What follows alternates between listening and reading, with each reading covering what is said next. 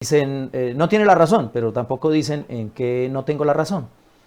Así que de esta manera vamos entonces a tratar este tema titulado El juicio investigador, que es un tema, permítame un momento acá, es un tema que está introducido en este libro. Un libro muy bonito, un libro que tiene muchas verdades, pero que este tema que fue introducido en el libro Conflicto de los Siglos, no es verdad. No es verdad. De paso, el autor no es la autora que aparece aquí en la pasta, que dice Elena de White, obviamente que ya está borrado, pero que aquí aparece y dice Elena de White. Ese texto no fue escrito por ella, incluyendo dos capítulos más que están en este libro. Dos capítulos más que están en este libro no fueron escritos por ella, tampoco fueron autorizados por ella, y de esto es fácil poderlo corroborar o poderlo afirmar, porque la historia lo dice y la historia no se puede cambiar. De pronto, si alguno me escribe, me dice si me están escuchando correctamente, estamos llegando a diferentes grupos, pues obviamente yo he venido compartiendo la publicación, y pues esta publicación está llegando. Aquí yo estoy viendo mi Facebook por ahora. A ver, yo les dejo ver mi Facebook, porque de pronto alguno dirá que no estoy. A ver, aquí lo tenemos. Este es mi Facebook, ahí yo estoy. Y obviamente allá aparece un poquito más retrasadito, pero fácilmente me puedo conectar con ustedes. Yo voy a irlo siguiendo, voy a ir compartiendo en algunas páginas a las que yo sigo, y le vamos a ir mostrando cómo es una gran mentira. Lo que estoy dando es un poquito de tiempo, por eso puse un canto que tenía por ahí en YouTube que había subido. Ven, Señor Jesús, todos esperamos la segunda venida de Cristo. Y algunos me critican, la mayoría de las veces de encuentros son críticas. No he encontrado la primera persona que me apoye, que diga, sí, usted está en la verdad. Aunque muchas personas han dicho, Richard, no hay cómo refutarlo. Eso me lo han dicho algunos, incluso teólogos. No tenemos cómo refutarlo. Pero no podemos decirle a la gente que eso es una mentira, porque es que es la doctrina central de la Iglesia Adventista. Estamos hablando de la doctrina del santuario. Y es una cosa delicada para las personas que creen en la doctrina adventista. Pero cuando nosotros corregimos un poquito, y quiero poner esto, téngalo bien en mente, las personas que ya me van siguiendo, apenas hay 4 personas, ahí aparecen. Este tema no quita la doctrina del santuario, y eso quiero dejarlo claro. La doctrina del santuario es una verdad bíblica. Si usted le lo puede decir a los demás, dígaselo, la doctrina del santuario es una verdad bíblica. ¿Qué es lo que es mentira? El argumento escrito en este libro.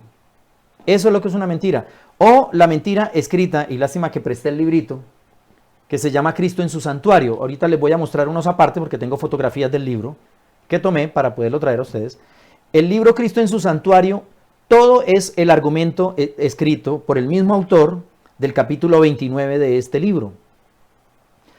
Pero la doctrina del santuario sigue siendo una gran verdad bíblica. Usted no puede borrar de la Biblia la doctrina del santuario, todas sus enseñanzas, como el bautismo es el mismo símbolo que aparecía en el lavacro, como todos los ritos, la muerte de Cristo, el sacrificio, incluyendo el sacrificio que Pablo nos dice que debemos traer un sacrificio vivo, agradable a Dios, que es el mismo sacrificio simbolizado en el santuario cuando se llevaba el cordero, sigue siendo una gran verdad. Quiere decir que hoy en día aún hay sacrificios, y ese sacrificio es su vida y la mía, llevándola, entregándola a Dios. La doctrina del santuario no deja de ser una verdad, incluyendo las correcciones que yo he hecho y descubriendo la mentira que es el juicio investigador. ¿Qué quiero decir con esto? Y eso también quiero dejarlo claro, que no existe un juicio investigador para los muertos. Hace unos años atrás, como yo vengo tratando este tema hace unos años atrás, algunas personas salieron entonces hace 3 años, y algunos teólogos salieron diciendo que ya había empezado el juicio por los vivos. El juicio por los vivos. Entonces, como no pudieron refutar el juicio por los muertos, que es a lo que se refiere el juicio investigador realmente, porque obviamente el tiempo de gracia no se acaba aún. Entonces, como no pudieron refutar el juicio por los muertos, se inventaron el juicio por los vivos. Y entonces ahí empezó una gran batalla, porque como ya no enseñan el juicio investigador, sino que ahora enseñan el juicio por los vivos, entonces usted ya como que esa verdad, no, eso ya pasó atrás, es que ya empezó el juicio por los vivos, ya no hay ninguna necesidad de decir que tenemos un juicio por los muertos, sino que ahora empezó el juicio por los vivos. Simplemente fueron disculpas que sacaron para decir eso ya no tiene nada que ver. Parecido a los escándalos políticos. La neurolingüística que los teólogos les enseñan en las universidades adventistas y en todas las otras universidades y seminarios que tienen los supuestos cristianos, enseñan neurolingüística. Entonces a la gente la enredan con palabras diciéndole una mentira que parece una verdad. Eso se llama neurolingüística, tratando de que la mente pueda ser llevada a obedecer o a creer en cierta situación o en ciertas cosas, y la persona se siente tranquila pensando que está obedeciendo a una gran verdad que alguien dijo. Y esto yo quiero dejarlo muy en claro. La neurolingüística es la religión de hoy. Es el modo operandi de las religiones. Llámese como se llame. Escucha a su pastor y el pastor va a decirle muchas mentiras ligadas con verdades de una manera tan bonita que usted va a decir es verdad. Permítame en un momento. Yo quiero que usted pueda leer la parte de lo que dice el conflicto de los siglos. Creo que me están llamando. ¿Tenemos audio? ¿Estamos correctos? ¿Hay alguien que me pueda decir, está bien el audio? ¿Me están escuchando? Bien.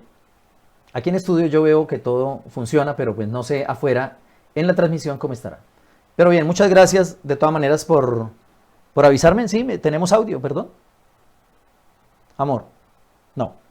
Bien, creo que sí, todo está muy bien, correcto. Y vamos entonces a dar inicio, porque ya llevamos aquí como unos 7 minutos, 8 minutos que hemos empezado. Y entonces vamos a hacer la introducción.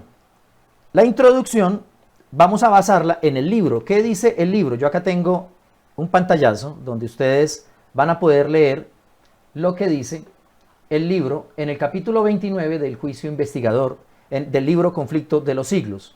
Y dice de la siguiente manera, mire, estuve mirando, dice el libro, dice el profeta Daniel, hasta que fueron puestas sillas y un anciano de grande edad, o un anciano de días, dicen algunas versiones, se sentó, cuyo vestido era blanco como la nieve y el pelo de su cabeza como lana limpia. Su silla llama de fuego, sus ruedas fuego ardiente. Un río de fuego procedía y salía delante de él, y millares le servían, y millones asistían delante de él. Esta palabra asistían es muy clave, ténganlo en cuenta. El juez se sentó y los libros fueron abiertos. Daniel 7:9. De esta manera, entonces encontramos, voy a minimizar acá un poquito. De esta manera encontramos que el profeta Daniel describe la escena. Yo voy a ponerla aquí, a ver, permítame, es que estoy en el estudio y obvio pues no es fácil manejar dos cosas. Es chévere cuando alguien le está manejando uno los equipos. Bien, voy a ponerlo aquí a un ladito. El juez se sentó y los libros fueron abiertos. En eso se basa toda la enseñanza, prácticamente ese es el argumento que dicen, no, es que el juez se sentó y ya los libros fueron abiertos. Quiero poner en su mente que cuando Daniel escribió este capítulo, eso no se había cumplido. Era una profecía por cumplirse. Y creo que en eso todos estamos de acuerdo. Todos estamos de acuerdo que la profecía, cuando Daniel la escribió, no fue inmediatamente o en ese momento que ya el juez se había sentado y los libros estaban abiertos. Es una profecía por cumplirse. Y quiero que tenga en cuenta y que vayamos usemos un poco la imaginación y que vayamos a esa escena. Pero que nos preguntemos, ¿cuándo el juez se ha de sentar si no se había cumplido cuando Daniel la escribió? Ni cuando Jesús estaba aquí presente, porque eso fue escrito muchos años antes. ¿Cuándo? Es la pregunta. ¿Cuándo debía cumplirse y cuándo el juez se sienta y los libros son abiertos? La pregunta es el cuándo. La respuesta para todo adventista sería 1844, el 23 de octubre. Pero los adventistas celebran el 22. Pero yo voy a afirmar que es el 23. Y ahora les voy a dar el argumento por qué el 23 de octubre y no el 22. Y ahí quiero que ustedes lo tengan en cuenta. Las fechas van a variar un poco dependiendo de la acción que se está presentando y la manera como está formulada la respuesta engañosa, porque ahí es donde está el engaño. Bien, si la pregunta es ¿cuándo? Entonces vamos a leer un poco más adelante, donde el mismo libro nos muestra, yo voy a voltear acá que tengo mi otro monitor, y voy a dejar un poquito acá, y dice que Juan muestra exactamente la misma escena. Y acá lo tenemos. Daniel presenta la escena, pero el mismo libro dice que esa misma escena, es decir, no es otro episodio, no fue en otra ocasión, sino que dice que Juan en Apocalipsis presenta la misma escena. Vamos a leerlo. Lo tenemos aquí en pantalla. Voy a ponerlo en pantalla aquí grande para que ustedes lo puedan ver mejor.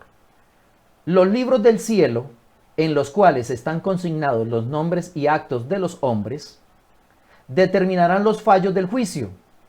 Eso aparenta ser una verdad, pero es una verdad a medias. El profeta Daniel dice, el juez se sentó y los libros fueron abiertos. Pone un punto.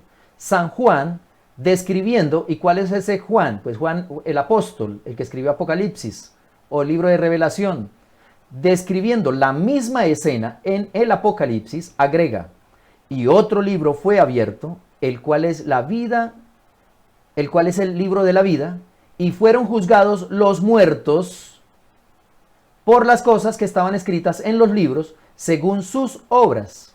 Apocalipsis 20:12, perdón. Apocalipsis 20:12. Entonces vamos a mirar un poco qué es lo que dice Apocalipsis 20:12. Y esto es importante. Yo voy a abrir acá la Biblia de internet. Nos vamos a ayudar un poco con ella. Y vamos a escribir Apocalipsis 20:12. Creo que lo tenemos por acá. Apocalipsis 20:11 incluso. Vamos a leer un poco el capítulo entero. Y yo voy a agrandarlo nuevamente acá para que ustedes lo puedan leer. A ver si agrandamos un poquito acá. Creo que ahí ya lo tienen.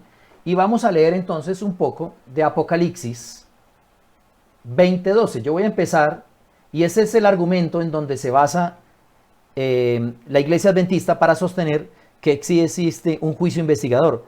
Y cuando ya no pueden hablar de un juicio investigador, cuando uno les da los argumentos de que no es investigador, entonces dicen, no, pero es que sí va a haber un juicio.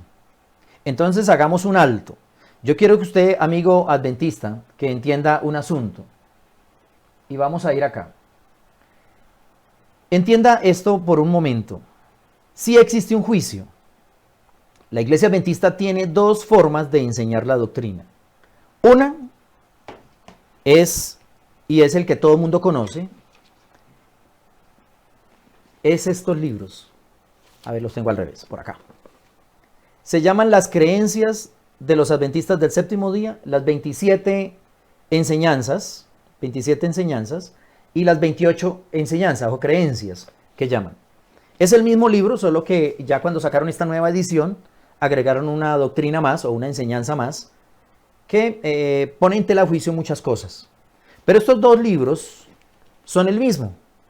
Entonces, ¿cuál es la otra forma de enseñar? Aquí aparece el juicio investigador. Ahora lo vamos a leer un poco de acá, pero está tomando el mismo argumento de lo que está en el libro Conflicto de los Siglos o lo que está en el libro Cristo en su Santuario. Estos dos libros hacen parte de uno. Y la otra enseñanza son los estudios o los 20 estudios de la fe de Jesús. En los dos aparece el juicio, pero aquí sí aparece el juicio investigador, pero en la fe de Jesús no aparece la enseñanza de un juicio investigador. Porque al primer aprendiz de doctrina no le enseñan el juicio investigador. Es una doctrina que ya usted, cuando se ha involucrado en la religión, tiene que aceptar sí o sí. Si usted rechaza esa doctrina, usted inmediatamente es expulsado de la iglesia o de la religión, porque de la iglesia usted no lo pueden expulsar. La iglesia, el Señor es Cristo y el único presidente de la iglesia o quien preside la iglesia es Cristo Jesús, nuestro Salvador. Si usted no acepta la doctrina del juicio investigador, usted es expulsado. Los teólogos dirán después de que vean este video, eso es falso. Lo podemos probar, acá hay mucha gente que no cree, pero es falso porque la doctrina de la Iglesia Adventista está basada en la fecha de creación, 1844. Si usted no cree que la Iglesia Adventista fue creada por Dios o organizada por Dios en 1844, entonces usted no está creyendo en ninguna religión y usted no se ha bautizado para pertenecer a esa religión. El bautismo de las iglesias, sea Roma o sea cualquiera de las diferentes denominaciones, el bautismo es la carta de credencial para usted pertenecer a una religión, no es para perdón de pecados, incluyendo la iglesia pentecostal, que es la que más predica el perdón de pecados para esto. Pero no nos aislemos mucho. Ya tenemos entonces un precedente que aparece la doctrina solo aquí, pero en la fe de Jesús, si usted va y mira, no existe un juicio investigador.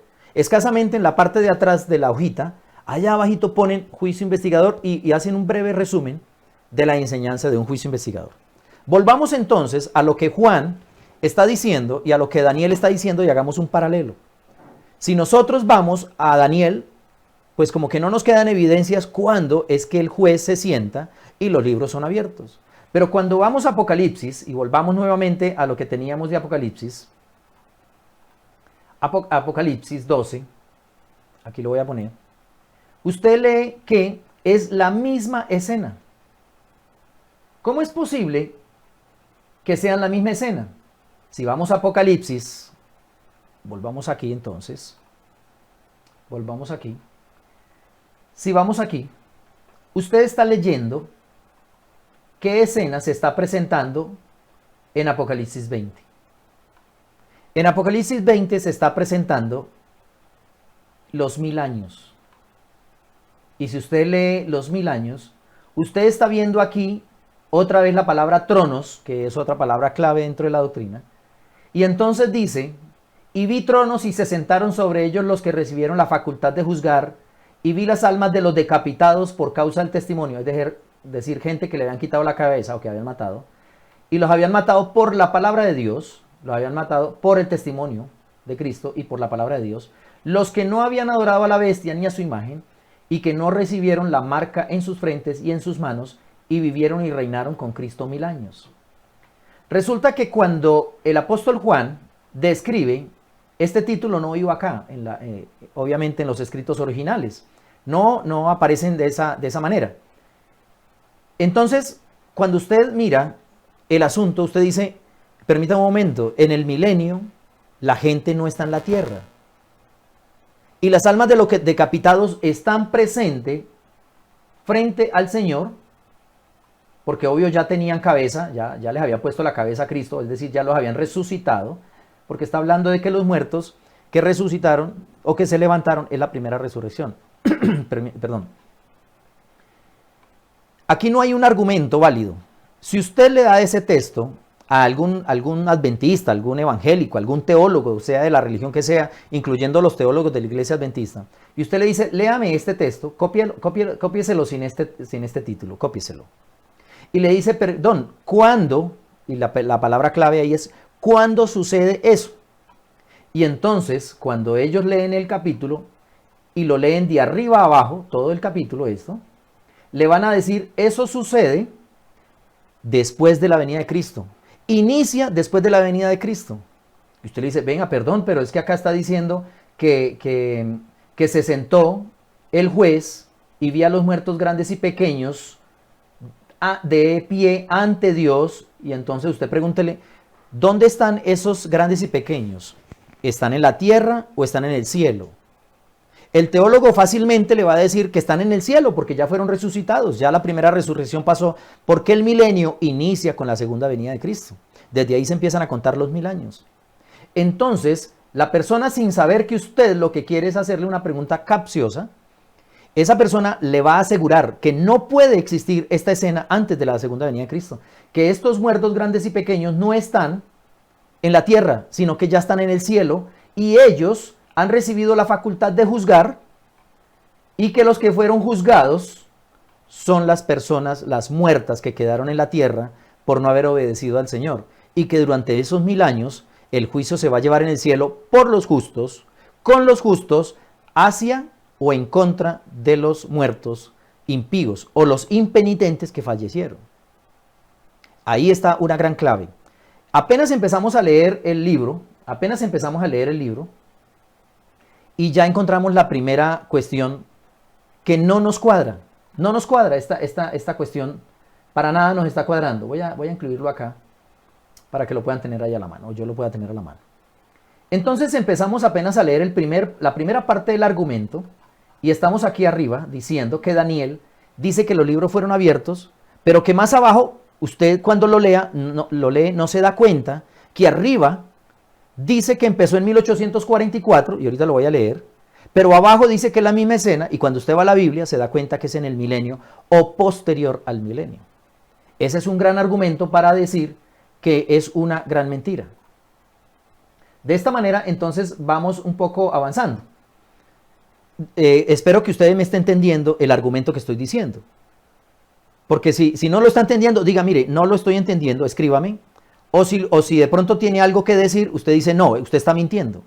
Vamos a seguir leyendo el argumento del conflicto de los siglos en el capítulo 29. Eso, según acá el texto que yo tengo, aparece en la página 400, en el texto que está en internet, en la página 471 del libro Conflicto de los Siglos. Voy a buscarlo acá en el libro, acá lo tengo en la mano, 471, para verificar y que ustedes quizás tomen sus libros en sus manos, porque las personas que me han refutado realmente nunca lo han leído. 471, no. Después de esto, el templo de Dios, a ver, se me perdió aquí un poquito, pero quiero tomarme el tiempo para poderlo llevar a cabo. Sí, aquí está en la página 533. Abran el libro, los que tienen en casa este libro. Este es el original, la 533. Por ahí tenía otro, pero se me desapareció de la biblioteca. Alguien se lo llevó. Tengo otras versiones de este mismo libro, Conflicto de los Siglos, y que se repartieron muchos libros, miles de libros que un hombre de Brasil regaló, pero que otros nos los vendieron para nosotros regalarlo, es decir, recogieron ofrendas de parte de una gran venta. Pero ese libro lo mandó a hacer un señor de Brasil y mandó a hacer miles para regalarle a todo el mundo y que todo el mundo supiera estas, de aquí para atrás, estas lindas verdades, para prepararlos para el fin del mundo. Y yo incluso fui uno de los que compré 100 libros y regalé 100 libros. Todavía creo que dejé uno de muestra, o sea, regalé 99. No los vendí, los regalé. Yo también apoyé esa venta. Y después de eso, pues empecé a refutar lo que era el juicio investigador. Vamos a ir entonces a seguir el texto, aquí donde dice, estuve mirando y entonces dice que los libros fueron abiertos, o los libros se abrieron después de que el juez se sentó. Como habíamos hecho una pregunta, ¿cuándo? Entonces el libro o el narrador, que luego voy a decir el autor para que ustedes lo corroboren, dice lo siguiente. Así se presentó a la visión del profeta el día grande y solemne en que los caracteres y vidas de los hombres habrán de ser revisados ante el juez de toda la tierra y en que todos los hombres les será dada conforme a sus obras. El anciano de días es Dios, el Padre. El salmista dice, antes que naciesen los montes y formase la tierra el mundo y desde el siglo hasta el siglo, tú eres Dios. Es un verso que no tiene nada que ver, nada que ver con el tema del juicio investigador. Y yo quiero hacer ahí un alto.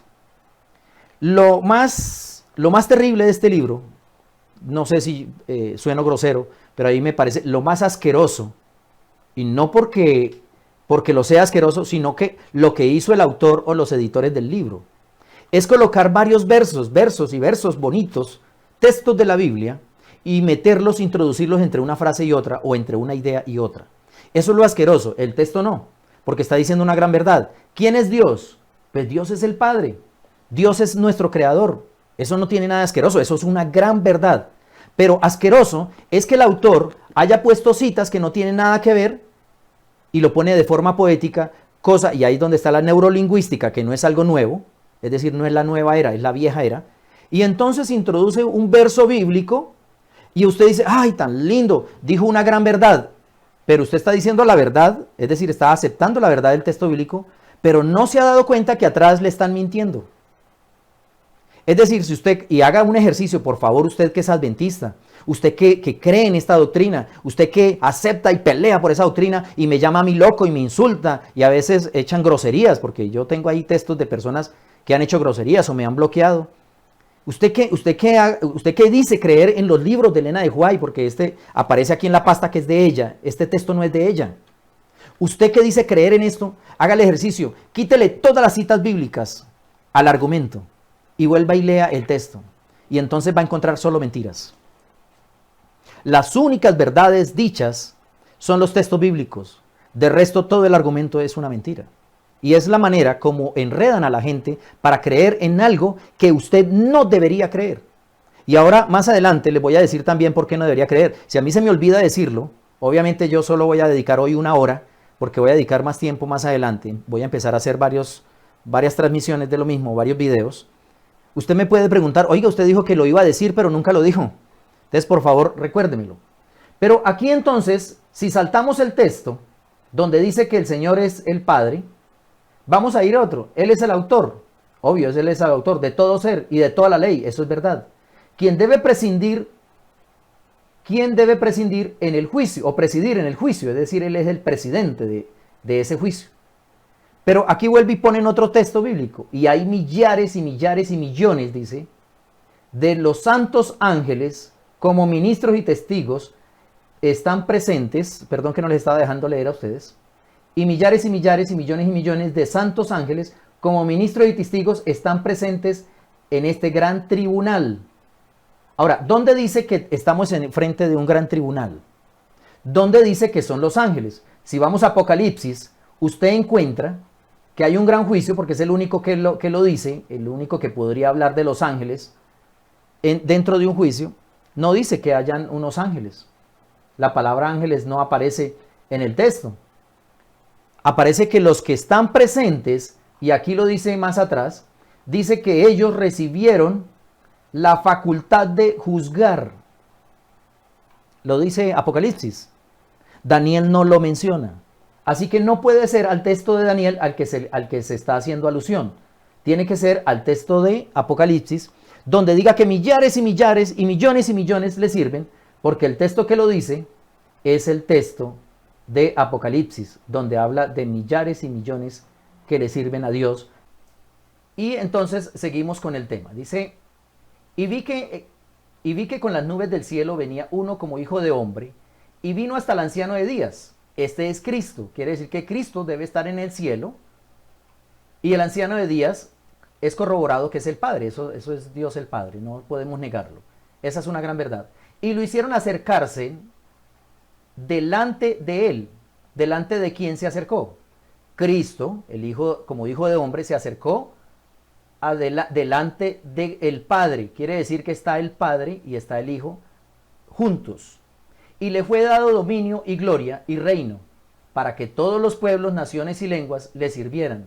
Su dominio es dominio eterno que nunca pasará, y su reino es uno que nunca será destruido. Eso lo dice Daniel, y es una gran verdad. ¿Por qué es verdad? Porque lo dice la Biblia, eso no lo podemos negar. Y aquí encontramos entonces que nuevamente quien aparece dentro del juicio es el Padre, pero ahora interviene alguien que nosotros sabemos que el Hijo del Hombre es Cristo. Él es el Cristo, Él es quien... a ver si mejora así un poquito el audio, gracias para los que me avisan. Cristo es quien aparece entonces ahora en escena. Ya tenemos entonces dos personajes, y antes teníamos millares y millares dentro del juicio. La venida de Cristo, sigue diciendo el libro, la venida de Cristo descrita aquí, y escuchen muy bien, la venida descrita aquí no es su segunda venida a la tierra. Escuchen bien lo que está diciendo.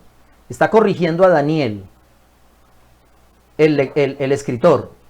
Él viene hacia el anciano de días en el cielo para recibir el dominio, la gloria y un reino que le será dado a la conclusión de su obra de mediador.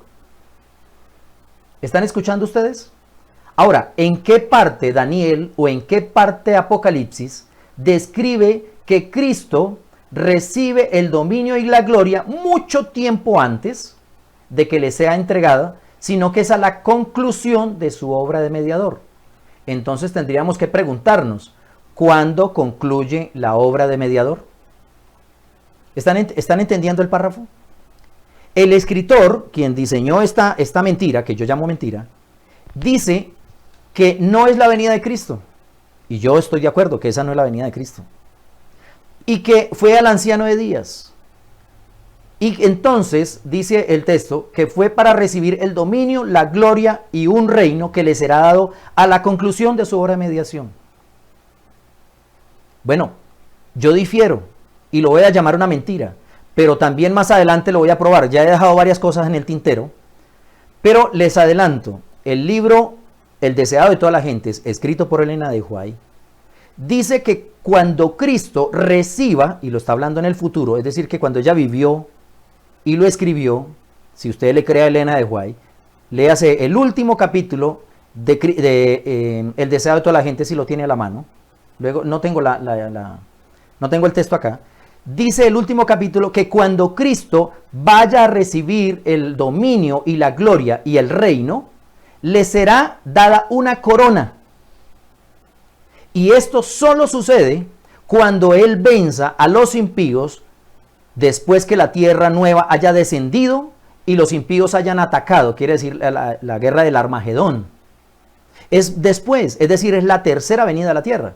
Entonces, aquí vemos una incongruencia supuestamente de Elena de White, porque este texto no es escrito, pero la gente cree que esto fue escrito por Elena de White. Entonces, aquí encontramos una congruencia. En el libro El deseo de toda la gente dice que es mucho después del milenio, cuando Cristo baja a la tierra por tercera vez con los justos en la tierra nueva y desciende, y los impíos vienen a atacar. Y después, cuando Cristo los vence, a los que vienen a atacar a los justos en la tierra nueva y a Cristo, Cristo los vence, entonces le da una corona, y ahí es donde él va al anciano de días y recibe el dominio, el reino y la gloria. Entonces hay una gran incongruencia. No concuerdan los dos. Lástima que no me acordé de haber sacado este texto ahorita mismo, pero leas en el último capítulo, incluso habla de la renovación de la tierra. Y habla de la corona que le es puesta a Cristo. Y entonces Él llega a ser nuestro Dios. Y se cumplen las palabras de Juan. Que Él será nuestro Dios y nosotros seremos su pueblo. Y estará para siempre con nosotros. Y no necesitaremos ni de la luz del sol ni nada de eso. Ahí lo describe el último capítulo del deseado de toda la gente. Es interesante que ustedes puedan ver esta cita bíblica. Escrita por Elena de White. Continuemos con la descripción de lo que dice el narrador de esta leyenda. La pregunta es ¿cuándo termina la obra de mediador? La vamos a resolver ahorita que veamos poco a poco el tema del santuario. ¿Cuándo termina la obra de mediación? Es decir, ¿cuándo ya no hay más mediación? En esta vida y no su segundo advenimiento, dice, esta es esta venida y no su segundo advenimiento a la tierra. Eso es cierto. Que la profecía predijo que habría de realizarse al fin de los 2300 días. En 1844 inmediatamente introducen una verdad supuestamente ellos, pero que no es verdad, sino que hacen que usted la acepte. Hacen que usted acepte esto como una verdad, pero es falso. En 1844 no ocurrió eso. Que la profecía predijo que había de realizarse al fin de los 2300 días en 1844. Déjeme decirle, mi amigo, que entonces aquí vamos a refutar el tema de que los 2300 años aún no se han cumplido. Y es que no se han cumplido porque primero tenían que sonar las trompetas antes del día de las expiaciones, que es lo que representa el fin de los 2300 tardes y mañanas, o el fin de los 2300 días o años, que llamamos también proféticamente. Entonces, tienen que sonar las trompetas y posterior a eso viene el gran día de las expiaciones, o bien llamado Yom Kippur, y que todavía no se ha cumplido, porque entonces voy a decirlo, si el día del Yom Kippur llegara, pues la obra de mediación culminaba. Después de que el sacerdote entraba para realizar el día de las expiaciones, no había más mediación. Los impenitentes que ahora se quisieran arrepentir, de paso ya no se arrepentían, no tenían más oportunidad, no podían ir al santuario a decir perdón ni a llevar sus ofrendas por el pecado. Quiere decir que suenan las trompetas para avisarle al mundo que el mundo se va a acabar, como lo que está sucediendo ahora, lo remece y entonces la gente empieza a decir, Dios mío, necesito pedir perdón. Entonces, en ese lapso de tiempo, que eran 10 días o 9 días, según el Levítico 23 y Levítico 16, el mundo religioso o el mundo cristiano, el mundo creyente, tenía tiempo para arrepentirse por esos 9 días. Pero el día 10 ya no había sacerdote a la puerta que recibiera ofrendas por el pecado. Aquí está afirmando una gran mentira y está diciendo que esta obra se cumplió en 1844. Yo voy a agregar aquí, pues primero quería ir, pero yo creo que paso a paso. Me están diciendo que por qué no voy probando cada cosa para no dejar en el tintero algunos asuntos. Yo quiero ir paso a paso, entonces para que miremos para que miremos que, perdón, así, aquí me fui un poquito del tema, voy a renovar aquí, bien, eso sí. Vuelvo acá, me había confundido por el en vivo. Me dicen que paso a paso lo vayamos haciendo. Bueno, yo voy a abrir aquí mi carpeta y yo voy a sacar una... A ver, yo los dejo acá que me miren ustedes aquí yo qué estoy haciendo. Disculpen un poquito. Hay un autor llamado William Miller. William Miller es el escritor de la enseñanza de que Cristo volvería en 1844. De paso, él empezó en 1830. William Miller es un norteamericano que en la traducción, y le quedó muy fácil a los adventistas, o a los que incluyeron ese capítulo, decir que William Miller entonces es Guillermo Miller por su traducción. Bueno, eso lo vamos a tomar como una verdad. Pero Guillermo Miller, cuando usted busca Guillermo Miller, entonces va a encontrar es un ecuatoriano que fue militar, y usted dice, uy, ese fue. Ese es el mismo. Porque William Miller, que es el mismo Guillermo Miller que mencionan, o que es más conocido como Guillermo dentro del mundo adventista, ese Guillermo Miller que se llama William Miller, cuando usted busca William Miller predicador en Wikipedia o en la historia o en los libros de biografías, usted se da cuenta que William Miller no aceptó, después de haber afirmado que en 1844 llegaba a Cristo, el 22 de octubre, él después hizo unos estudios y dijo que todas las fechas que había puesto eran falsas, que no eran correctas, que la estatua de Nabucodonosor que había hecho el diagrama, esos que ustedes conocen tan bonitos, esas imágenes tan bonitas que ustedes conocen, a ver, la voy a poner por acá, a ver si la puedo introducir. Voy a introducirla acá en la transmisión para que ustedes la puedan ver y sepan de qué estoy hablando. Es esa imagen, voy a correrla, esa imagen que ustedes ven ahí, esa la diseñó William Miller. Él fue el que diseñó ese diagrama. Y William Miller, entonces, después de haber analizado, incluso acá a la parte de abajo, ustedes pueden ver que él había dicho que era 1843 la fecha. Ahí yo me tapo, no importa. 1843 era la fecha. Pero luego la cambió porque se dio cuenta que no concordaba. Y es que él cometió un grave error cuando puso las fechas. Él olvidó que hay una norma o una ley que no puede violentarse y se llama de que los años solo deben tener, según las profecías bíblicas, 360 días. Y él cayó en cuenta que esto estaba mal diseñado. Él contó los años como el calendario gregoriano o calendario juliano, que tenía 30 días, y aquí aparece, ¿verdad? 30 días, y aquí la profecía de los 1260 días o años sí le da correctamente. Entonces, él mismo rechazó esta enseñanza. Y aquí están las palabras de él, lo voy a poner para que ustedes lo vean. A ver, William Miller, ¿dónde lo tengo por acá? Ustedes lo encuentran inclusive lo encuentran en Wikipedia. Lo que él escribe, y en la traducción al español, él dice, nada de esto ocurrió. Nada de esto es profético. Ahí lo tenemos. A ver si lo pueden leer un poco ahí. ¿Tenemos algún problema de audio nuevamente? No. Bien. Ustedes dicen, acá dijo William Miller, nosotros esperábamos el regreso personal de Cristo, de Jesús en este tiempo. Se traduce también como esta fecha. Él está hablando de 1844 en particular. Él está hablando de esa fecha. Y entonces dice, ahora sostener que no nos equivocamos sería deshonesto. A nosotros nunca nos debería avergonzar, francamente, todos nuestros errores. No tengo ninguna confianza en que ninguna de las nuevas teorías, porque es que salieron muchas creencias a partir de ahí, incluyendo esta del juicio investigador, o que la puerta había cerrado, ninguna de las nuevas teorías que han surgido de nuestro movimiento, es decir, de los que creían que Cristo venía, no se llamaban adventistas, les llamaban adventistas. Llámese que Cristo viene como el novio, que la puerta de la misericordia, o la puerta de la gracia también llamado, se ha cerrado, que no hay salvación para los pecadores, que la séptima trompeta ha sonado, o que esto, estaba hablando de la fecha, que esta fecha fue el cumplimiento de alguna profecía en algún sentido, y esto quedó descrito en la enseñanza de él, en una biografía, donde se cuenta de lo que él creyó hasta el final, y esto lo dijo incluso antes de morir, y no estoy hablando un día antes, ni nada de eso, lo dijo como unos 6 meses antes de morir, y lo dejó escrito, que él no creía que la fecha de 1844 y no afirmaba que la fecha de 1844 fuera una verdad. Él creía que era una gran mentira.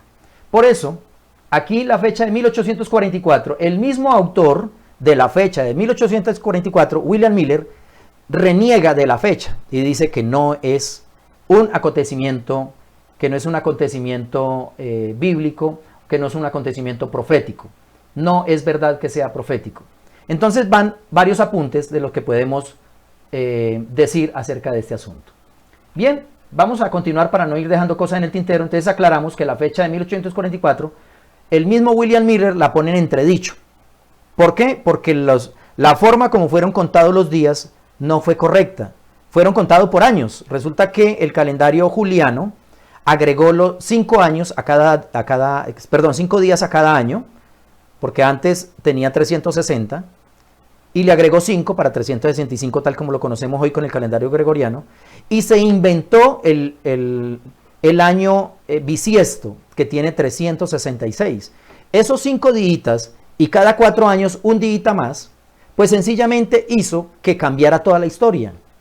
¿Cuál era el propósito de Roma, el emperador Julio César, tomado quizás por Satanás, porque el único que estaba interesado en confundir las profecías era él? ¿Cuál era el propósito? Pues este mismo, confundir las profecías, que cuando hicieran la cuenta de los días no concordaran con nada, con las profecías. Pues sencillamente, si usted cuenta desde cuando debe contarse la profecía de las 2300 tardes y mañanas, le daría los días de hoy. Las trompetas apenas estarían sonando hoy. Vamos a volver al texto y entonces usted se va a dar cuenta cómo de esta forma el pueblo ha venido siendo engañado.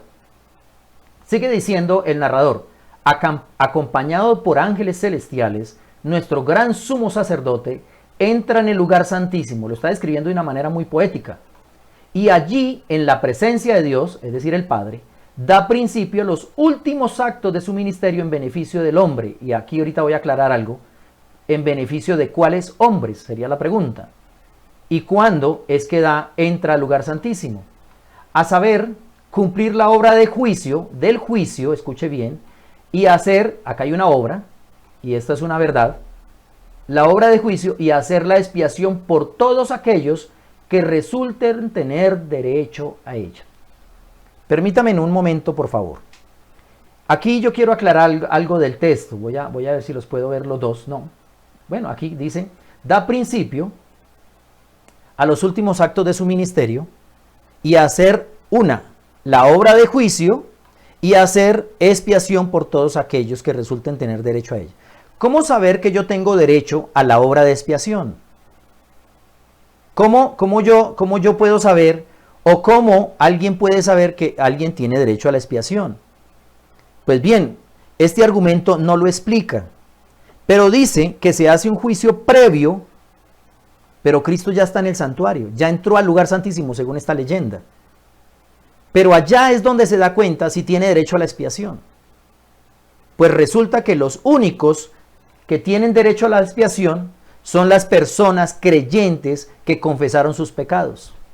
Lo voy a leer ahorita mismo en el mismo capítulo. En el mismo capítulo lo está diciendo y en el párrafo siguiente.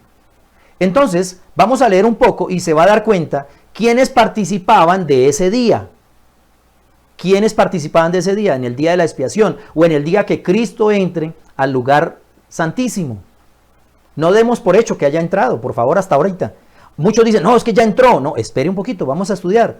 ¿Cómo es que ya entró y cómo es que no ha entrado? ¿O será que sí entró o no entró? Vamos entonces aquí y mire el argumento que dice, y aquí, tal como en el catecismo católico, le muestra la verdad, pero lo engaña a usted con un lenguaje que usted piensa que no, es que hay que hacerlo. Resulta que esta misma doctrina es la misma doctrina católica, solo que con un énfasis poético para que usted lo acepte y piense que ahora usted sí está en una iglesia cristiana que predica la única verdad existente en el mundo, porque es que ahí es donde está el problema, que se dice que es la única iglesia que predica la única verdad en el mundo y resulta que es mentira. Porque la única verdad dada en el mundo es la palabra de Dios y usted la puede entender sin necesidad de una religión. Bien, ¿qué dice el argumento? ¿Quiénes son los que participan del día de las expiaciones? Recuerden que Cristo entra y entonces ya tienen que estar separados los que pueden participar. Allí adentro no se va a mirar quiénes sí, quiénes no, y que no, no, no. Ya está definido. Si el sacerdote entra al lugar santísimo, ya está definido quiénes participan de la expiación y a quienes les toca un juicio. Entonces entremos. Dice el texto del libro, en el rito típico, dice el autor del libro, o el editor, porque yo creo que esto también fue manipulado por los editores, en el rito típico, solo aquellos que habían presentado ante Dios, arrepintiéndose y confesando sus pecados, y cuyas iniquidades eran llevadas al santuario por medio de la sangre del holocausto, es decir, por corderos, o también me involucra a mí, si yo me he arrepentido de las acciones, tenían participación, y ahí está, tenían participación en el servicio del día de las expiaciones. ¿Ahora se dan cuenta? No es que el resultado de haber entrado Cristo al lugar santísimo defina si yo merezco expiación. Hago un alto ahí para que usted lo entienda. No es que la entrada de Cristo defina si yo merezco expiación o yo merezco un juicio. Ya tiene que haberse sido definido desde mucho antes. Incluso el mismo libro lo está diciendo. En el rito típico, solo aquellas personas que habían presentado ante Dios arrepintiéndose y confesando sus pecados y cuyas iniquidades eran llevadas al santuario por medio de la sangre del holocausto, tenían participación en el servicio de las expiaciones. Así, dice entonces, en el gran día de la expiación final y del juicio, los únicos casos que se consideran son de quienes hayan profesado ser hijos de Dios. ¿Están entendiendo? El mismo libro está diciendo una verdad, pero que más atrás estaba mintiendo, porque estaba diciendo que allí sería definido quiénes merecerían a ser partícipes de la obra que Cristo iba a hacer dentro del lugar santísimo. Lo está negando. Adelante lo dice, porque es una verdad, pero atrás estaba negando y diciendo que ahí se iba a definir si yo merecía ser expiado o si yo merecía castigo o juicio. Es interesante, usted verá cómo lo entiende, pero lo que está diciendo el libro es eso que le estoy diciendo. El libro mismo está diciendo que en el día de la expiación esas personas que participarían serían solamente los justos, es decir, ya debían ser justos si llegaba ese día. Seguimos leyendo. Lo voy a probar después leyendo un texto que los adventistas no usan nunca. Y lo voy a decir de una vez. Levítico 16:17. Ningún estudio bíblico adventista utiliza ese texto bíblico. Levítico 16:17. ¿Por qué no lo usa? Porque niega toda la enseñanza de un juicio investigador o niega toda la enseñanza de que en 1844 Cristo entró al lugar santísimo o niega toda la enseñanza de que ellos enseñan que en el santuario ellos basan toda su doctrina. Levítico 16:17, por favor. El juicio de los impíos, y acá mismo lo está diciendo, y acá se parte toda una gran verdad que está escrita en el libro, que es una verdad y que sí puede ser comprobada. El juicio de los impíos es obra distinta y se verificará en fecha posterior. Es decir, cuando Cristo entre al lugar santísimo del cielo, los impíos no serán tomados en cuenta. ¿Está entendiendo eso? Los impíos no son tomados en cuenta cuando Cristo entre al lugar santísimo del cielo. ¿Cómo es posible que los impíos no sean tomados? Pues vamos a corroborarlo. Y cuando dice que es posterior, y yo estoy diciendo que es una verdad, y me gustaría que usted la aceptara como una verdad. La obra de juicio es posterior para los impíos. Es decir, la obra que Cristo entra a hacer cuando entra al lugar santísimo, lo primero que será es hacer una obra para los justos, pero ya tienen que ser justos. No va a definir si serán justos. No. No habrá un tiempo para definir si serán justos. No. Ya son justos. Incluso este juicio investigador que describe el capítulo 29 del conflicto de los siglos es un juicio para los muertos, no para los vivos. Está hablando exclusivamente de justos ya muertos. Ténganlo en mente, justos ya muertos, santos, personas que profesaron su fe, que adoraron a Dios, que obedecieron según su conocimiento, que se arrepintieron. No son impíos, no son impenitentes.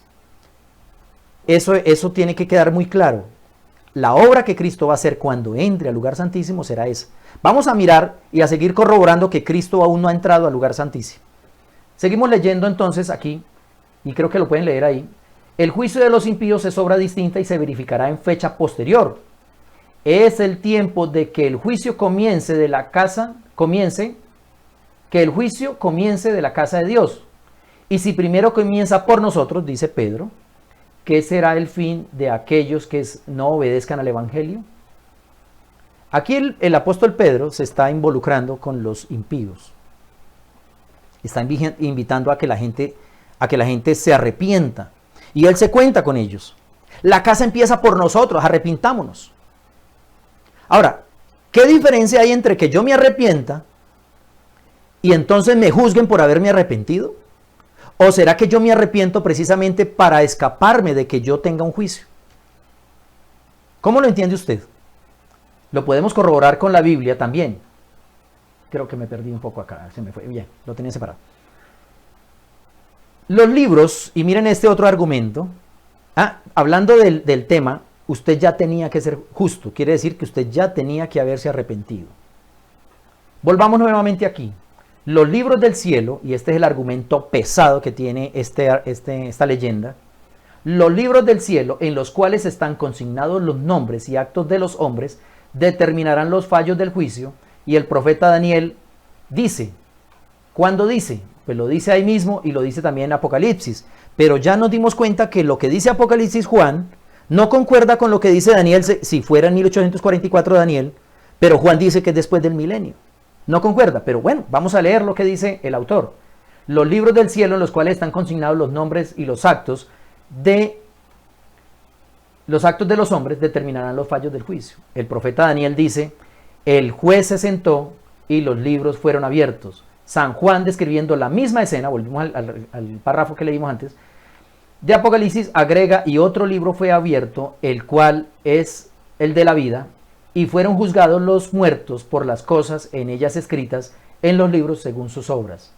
Y entonces se empieza a describir cuáles son los libros que están en el cielo, y yo quiero hacer un alto ahí, cuáles son los libros que están en el cielo, y por los cuales los hijos de Dios serán juzgados. Vamos a ver más adelante, y creo que vamos a dejar para el otro video, porque voy a hacer más bien aquí una conclusión de lo que hemos leído. Y de pronto responder preguntas de ustedes en estos últimos 5 minutos que quedan. Responder preguntas si algunos escriben, o algunos comentan, o comparten este video.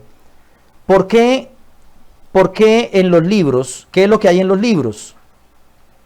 Quiero que ustedes entiendan, eso lo vamos a dejar para el segundo video. ¿Y por qué el argumento de los libros no es coherente con la verdad bíblica? Eso también lo vamos a probar. No es coherente. Hasta ahorita, ¿qué hemos probado? Hemos puesto en tela de juicio de que la fecha de 1844, que William Miller fue el que lo dijo, William Miller la rechaza. Hemos comprobado que lo que dice Daniel 12, Daniel, y lo que dice Apocalipsis 20, 12, no concuerdan con la misma fecha o la misma escena. Si es que lo de Daniel fue en 1844, pero lo de Apocalipsis dice que fue en el milenio. Entonces tendríamos que trasladar lo que dice Daniel y traerlo al milenio para que sea la misma escena. ¿Se están dando cuenta? Hasta ahorita hemos probado eso. Otra cosa que quiero devolverme un poco acá en el texto bíblico, del libro, donde habla Daniel 7, hablando del juicio investigador, y que quiero que ustedes lo entiendan un poco en el tema del juicio investigador. El tema del juicio investigador, no sé qué preguntas, vamos a mirar aquí un poco. Aquí tengo, algunos han compartido, algunos han reaccionado. Bien, hay otras páginas en las que estamos, aquí tengo en el vivo, que han reaccionado a nuestro video. Ojalá lo compartan porque esto yo no creo que lo vuelva a repetir. Yo tenía mucho temor de decirlo porque la gente se fija más en la persona que está diciendo una verdad que en la verdad que está diciendo la persona.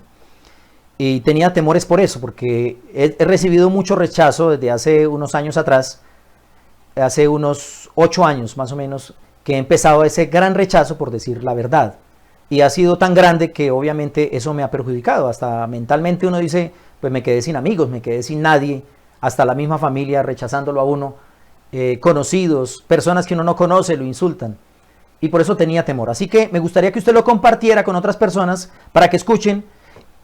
El tema no es, aquí lo que yo quiero, no es que ustedes acepten lo que está diciendo, sino que ustedes puedan comprobar por ustedes mismos que lo que yo estoy diciendo tiene fundamento escrito.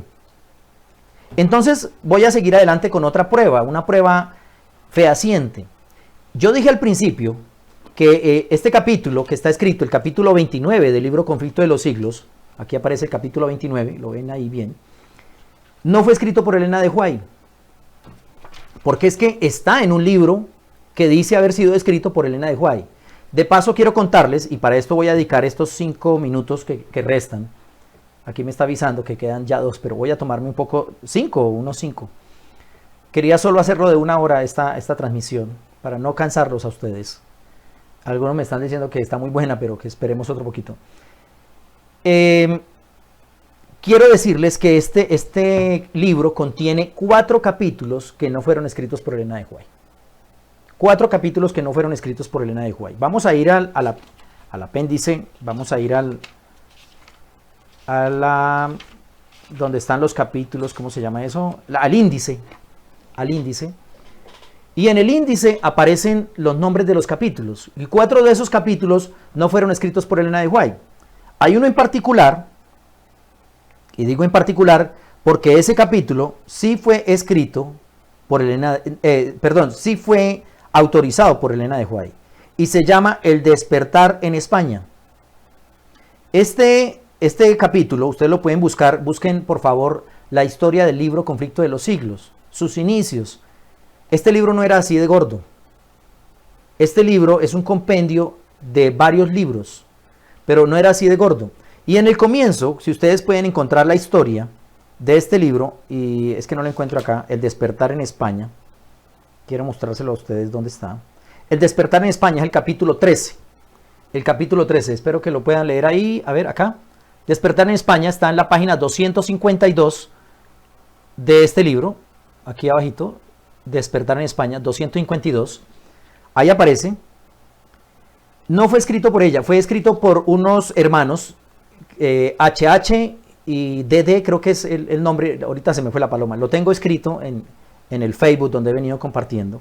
Fue escrito por ellos. Lo va a encontrar usted en la historia del libro Conflicto de los Siglos. Ahí lo va a encontrar. Así que no tema que lo que yo esté diciendo, si es verdad o es mentira, usted también lo puede corroborar. Es ahí donde fallan todos los que atacan. Los que no simplemente dicen, no, es que hay que creer porque hay que creer. No. Usted haga como los bereanos. Vaya, verifique que lo que está diciendo alguien es verdad o es mentira. Este capítulo entonces es escrito por ese par de hermanos creyentes y narran la historia de cómo el evangelio llegó a España, cómo muchas personas dejaron atrás a sus familias y se fueron a predicarles. Y recuerde que España está en los territorios de Roma, ¿no? Allá es donde domina Roma, el catolicismo. Y estos hombres fueron y llevaron el verdadero evangelio a España. Otros capítulos que no están o que no fueron escritos por Elena de White es el capítulo que se llama Una profecía significativa. Ese capítulo fue escrito por un hombre llamado Owen Russell Loomis Crozier, más conocido como Crozier o conocido como el maestro Crozier o el maestro Báculo. Este capítulo fue escrito por ese autor y narra la historia pérfida yo lo diría de esa manera, de William Miller. Una profecía significativa. Cómo William Miller empieza a buscar gente, empieza a buscar apoyo en su familia, en sus amigos, y entonces describe cómo lo lleva hasta la fecha de 1844 cuando sufre un gran chasco. Una profecía significativa. Se llama ese capítulo y aparece, a ver si les doy el número.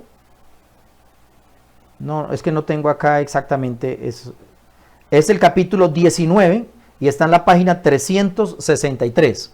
A ver si lo pueden ver ahí. Así. Una profecía significativa, ahí debajo de mis dedos. Página 363, capítulo 19. Fue escrito por Owen Russell Loomis Crozier.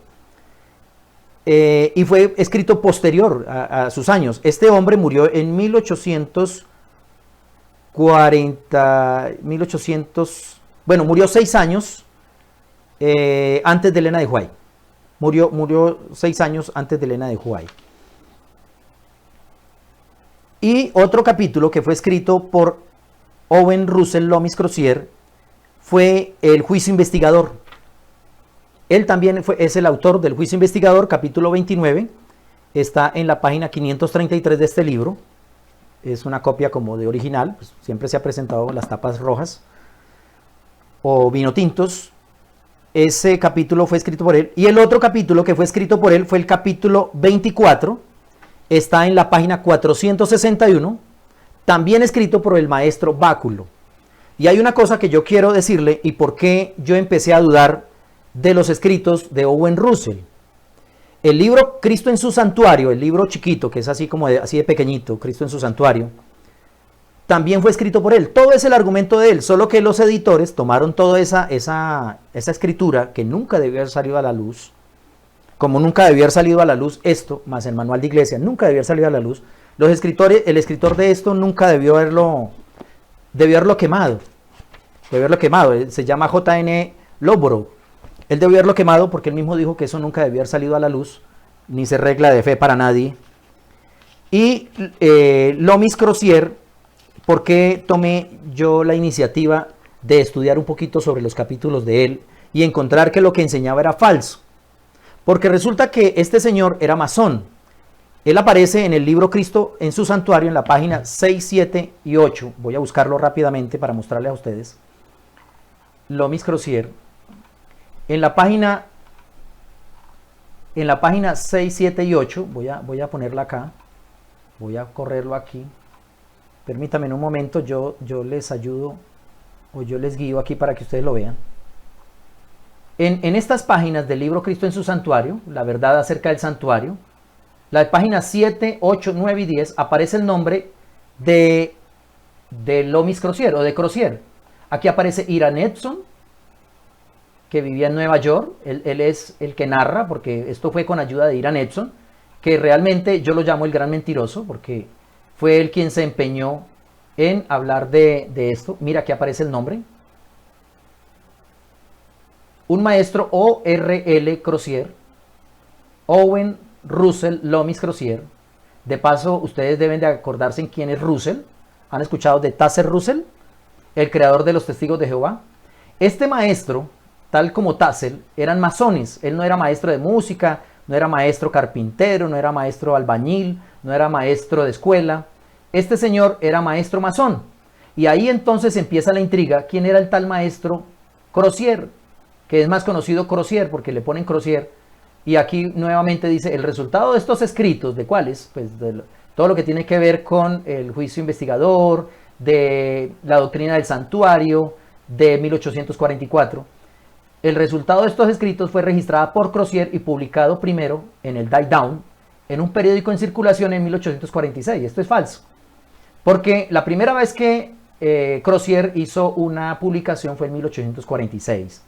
Aquí les estoy dejando entonces pruebas de que los escritos acerca de todo lo que tiene que ver con el santuario no son de Elena de White, sino de los 2300 tardes y mañanas, no son escritos de Elena de White, sino son escritos de Owen Russell Loomis Crozier. Así se llama el hombre. Es la prueba que les puedo dar, no puedo darles mucho porque pues obviamente no tengo todos los recursos aquí, pero ustedes pueden encontrar el nombre de él en el libro, en la página creo que 7, a ver aquí, en la página 9 del libro Cristo en su santuario, aparece el nombre de Crozier. Son pruebas que quiero dejar para que ustedes lo puedan corroborar, para que ustedes lo puedan tener a la mano. Bien amigos, si tienen algunas preguntas, no sé, la mayoría se quedaron quieticos, se quedaron callados, pero está muy bien a las personas que me están siguiendo. Yo estoy siguiendo aquí por mi página o por mi perfil, estoy siguiendo lo que estoy presentando a ustedes, lo estoy siguiendo solo acá, pero hay en otras páginas donde estoy llevando la transmisión y me están siguiendo la transmisión. ¿Qué puedo decirles, mis amigos? Este tema es trascendental, el tema del juicio investigador. Hay algo que no quiero que se me quede, y que quiero poner de antemano y luego lo vamos a probar en una nueva transmisión, ya les voy a estar diciendo, quizás sea el próximo sábado, y ya con esto concluyo, y es que la enseñanza de un juicio investigador a nadie se le había venido a la cabeza, nadie lo dijo. Hay muchos que incluso al principio cuando yo empecé a hablar y descubrí que era una mentira, o que no era coherente con la verdad bíblica, más bien para que no se ofendan ustedes, porque algunos se ofenden mucho, y yo no quiero ofenderlos, yo quiero es que entiendan la verdad.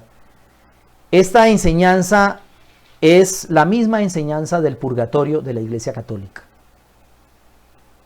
Nadie había hecho una comparación. La Iglesia Católica tiene un bautismo y es un bautismo falso, pero porque bautiza a sus niños, o sea, sí creen en el bautismo.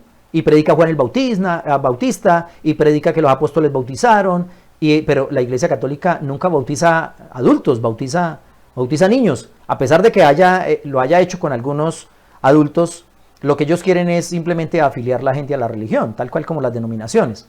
Eso es lo importante de la doctrina de la Iglesia Católica y de las iglesias evangélicas o protestantes.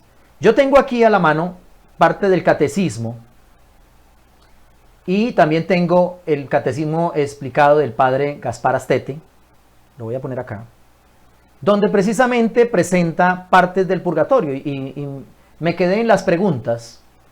¿Y por qué es parecido al juicio investigador o por qué es similar el juicio investigador al purgatorio? Obviamente la doctrina del purgatorio es mucho más antigua que el juicio investigador, y con esto entonces finalizo.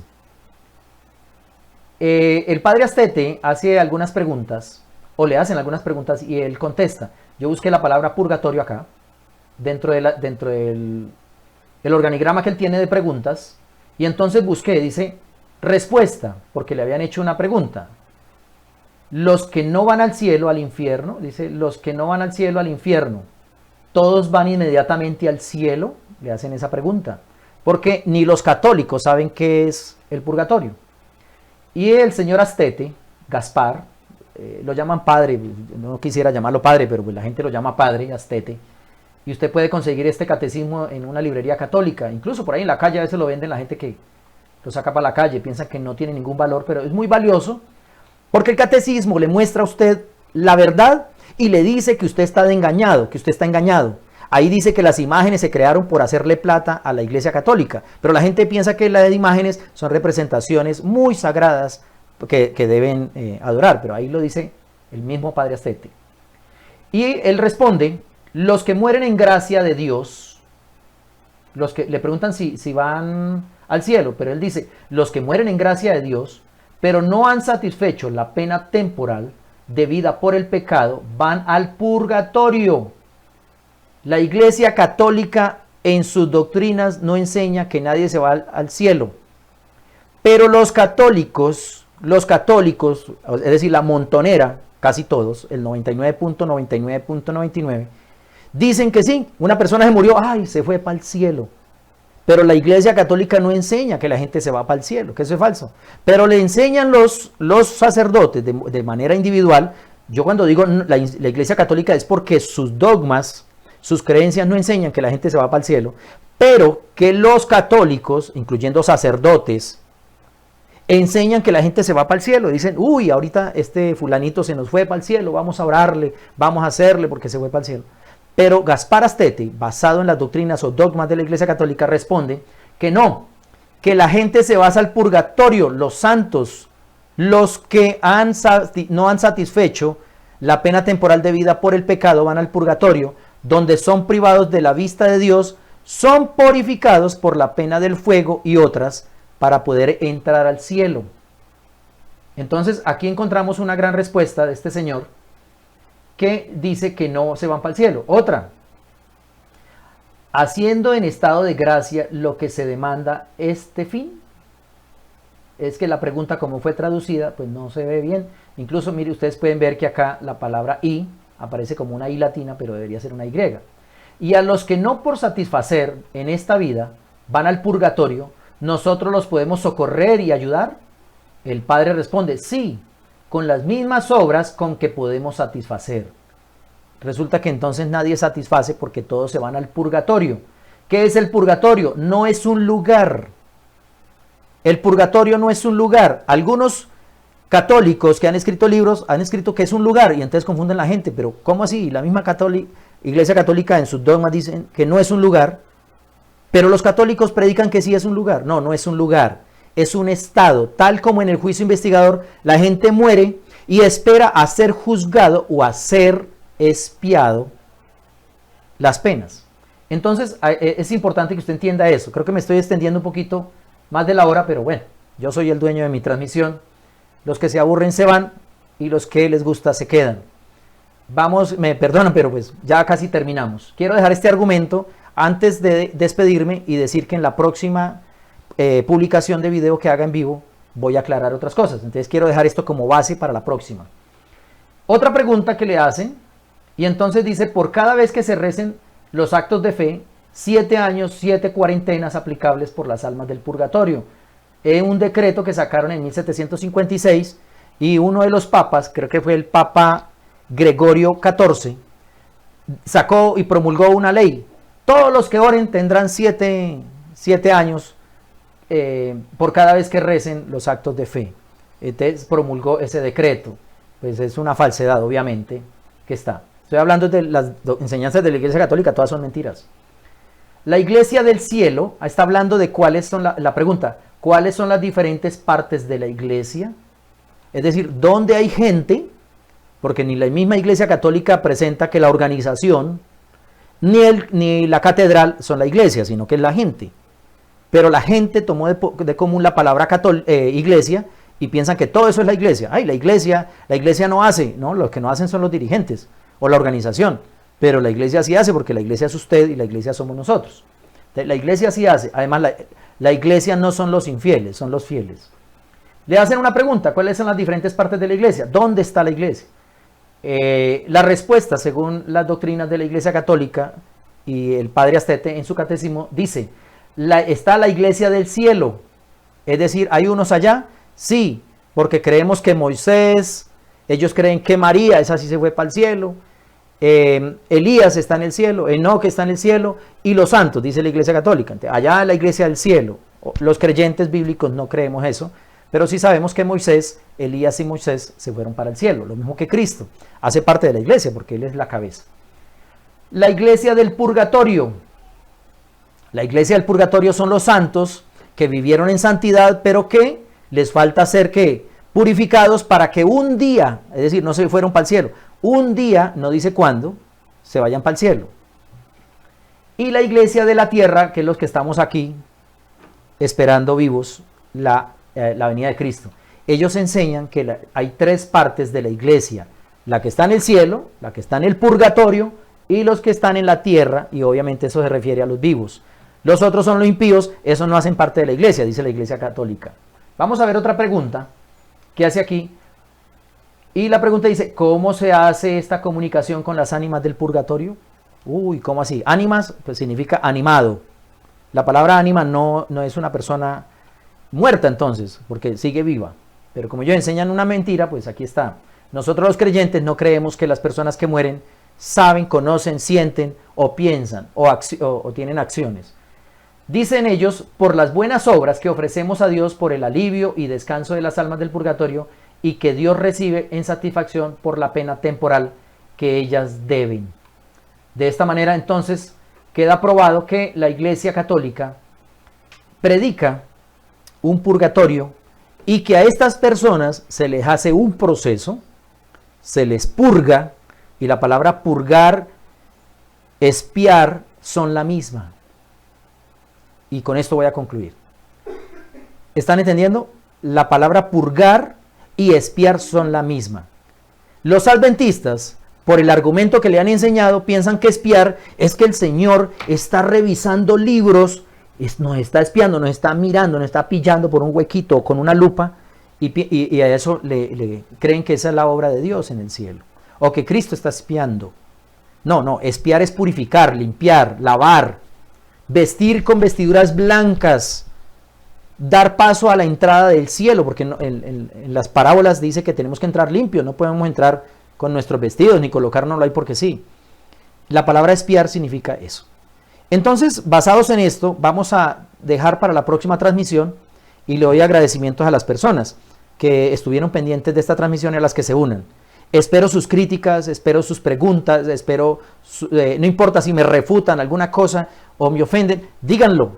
Para mí va a ser necesario para yo poderle decir a usted, usted es quien está equivocado, ¿sí? Si usted me dice a mí, yo estoy equivocado, entonces yo tengo la obligación y también tengo el derecho de responderle a usted donde no estoy equivocado, y hasta ahorita las pruebas que he presentado dicen que yo estoy en lo correcto. Si alguien encuentra algo diferente de lo que yo he dicho, por favor hágamelo saber, y si me equivoqué en alguna frase, la voy a corregir con mucho gusto. Que el Señor les bendiga, esperamos podernos reunir pronto, y que ojalá la venida del Señor no sea tan pronta para yo poderle explicar, y que usted también pueda acceder al arrepentimiento, así como yo también, de mis pecados, de mis culpas, de mis faltas, porque todos los días cometemos errores. Estamos en un proceso de la transfiguración o la transformación de nuestro carácter. Que Dios les bendiga y hasta pronto.